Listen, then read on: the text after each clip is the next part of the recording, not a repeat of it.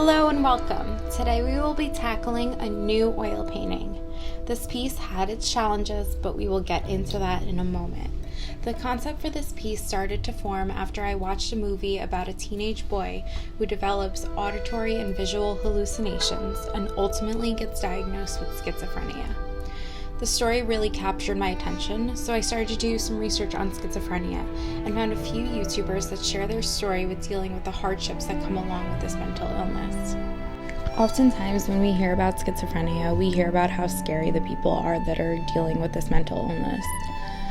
They are demonized, they're written off by society because I think oftentimes it's very difficult for them to function within societal lines. It's so scary how the mind can completely alter your perception of reality. I'll link a YouTuber that I found below who does a really amazing job discussing his struggles with the illness as well as explaining it more and far better than I can. My concept for this piece began with research, as most pieces do. My research brought out a sense of fear for me and made me start thinking about my own mental health. Anyone can experience a psychotic break if pushed far enough to the edge. It also helped me explore feelings of suffocation and dissociation when reality starts to blend into fantasy.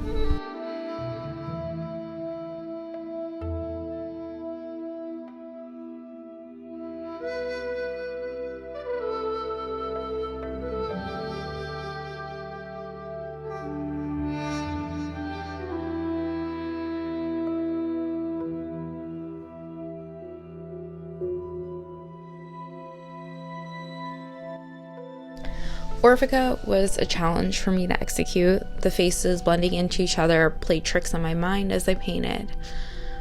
I started with multiple sketches to see how I wanted to position the faces overlapping.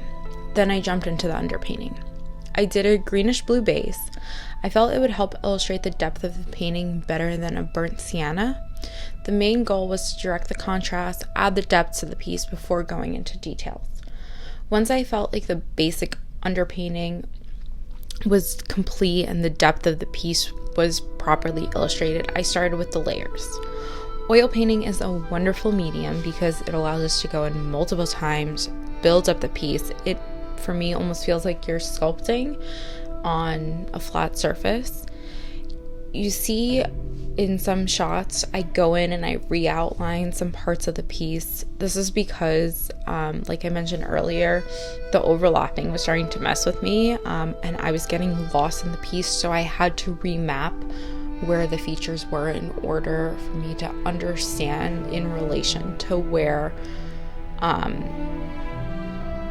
where the eyes were compared to the nose, compared to the mouth, compared to the second face or the third face, so that they wouldn't get lost into each other.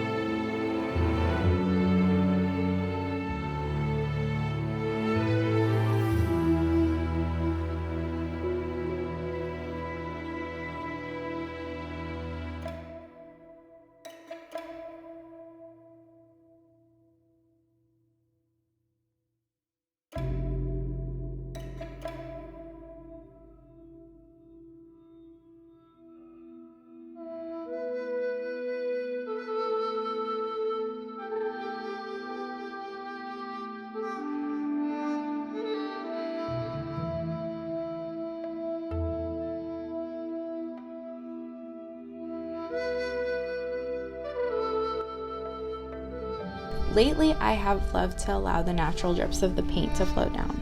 I enjoy the romantic flair and texture that they add to a piece.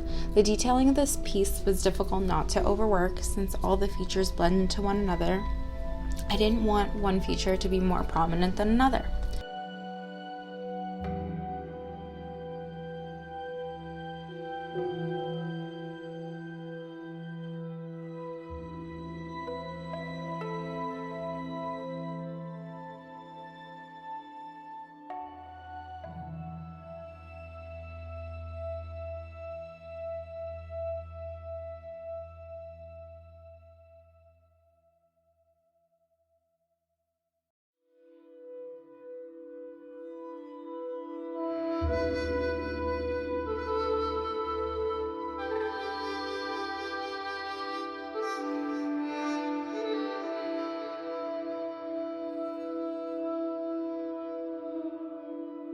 This is also where I start to play with the details of the hair strands.